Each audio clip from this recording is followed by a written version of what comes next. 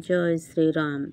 প্রভু শ্রীরাম ও লক্ষ্মণ আর তার মহিষী সীতাকে নিয়ে তারা পঞ্চবটিতে একটি কুঁড়ে ঘর নির্মাণ করেন। সেখানে তারা বসবাস করবেন। এবারে তারা সেখানেই পঞ্চবটিতেই বসবাস করতে শুরু করেন। যিনি কিনা রাজপুত্র, যিনি কিনা ছিলেন ভাবী রাজা, ভাবী রানী, তারা চলে এসেছেন বনে, বনবাস করছেন পিতৃসত্য পালনের জন্য। শ্রীরাম, তার পত্নী সীতা, তার ভ্রাতা লক্ষ্মণ, তারা এসেছেন পঞ্চবটিতে বাস করছেন। দিব্য ভালো আছেন। তিনজনে যেমন আছেন তেমনভাবেই ভগবানকে স্মরণ করে তারা আছেন। বনের ফলমূল খেয়ে থাকেন, নদীর জল খেয়ে থাকেন, সুখেই ছিলেন। একদিন হঠাৎ রাবণের বোন শূর্পণখা তার নজরে পড়ে গেল প্রভু শ্রীরামকে। তার ওই দিব্য রূপ দেখে তিনি মোহিত হয়ে গেলেন।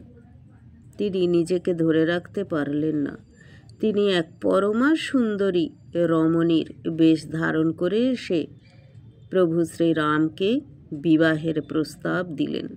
সেখানে ছিলেন তার ভ্রাতা লক্ষ্মণ। তার ভ্রাতা বললেন যে, আমার দাদা তো বিবাহিত, আমার দাদা তো আপনাকে বিবাহ করতে পারবেন না সুন্দরী। তখন বললেন, ঠিক আছে, যদি তোমার ভ্রাতা বিবাহিত হয়ে থাকে তো সেই বউকে উনি বিতাড়িত করে দিন, দিয়ে আমাকে বিবাহ করুন। আমার মতো এত সুন্দরী এই পৃথিবীতে নেই, এই ভূভারতে নেই।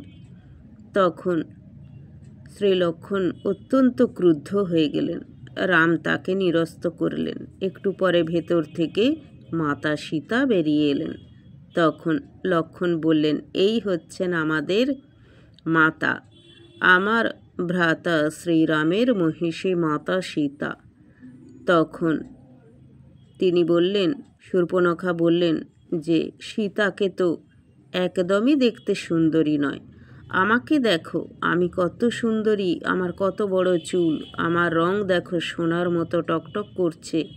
আমার সাথেই রামের মানাবে, কখনোই সীতার সাথে মানাবে না। তিনি যখন পীড়াপিড়ি করতে লাগলেন তখন সীতা ক্রুদ্ধ হয়ে গেলেন। বললেন, তুমি মেয়ে মানুষ হয়ে এত কি করে বেহায়া হতে পারো? আমার স্বামীকে কেন তুমি নিতে চাইছো?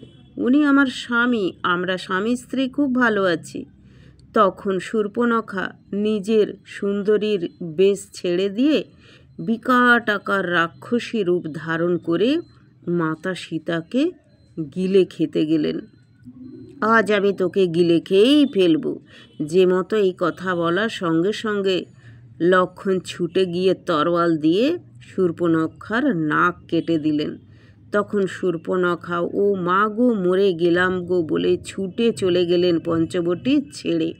গিয়ে একদম তিনি চলে গেলেন তার ভ্রাতা দশানন শ্রী রাবণের কাছে।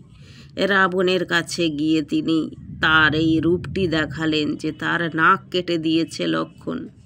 তার ভ্রাতা দশানন তো প্রচণ্ড ক্রুদ্ধ হয়ে গেলেন। বললেন, কার এত সাহস যে আমার ভগিনী শূর্পণখার নাক কেটে দেয়?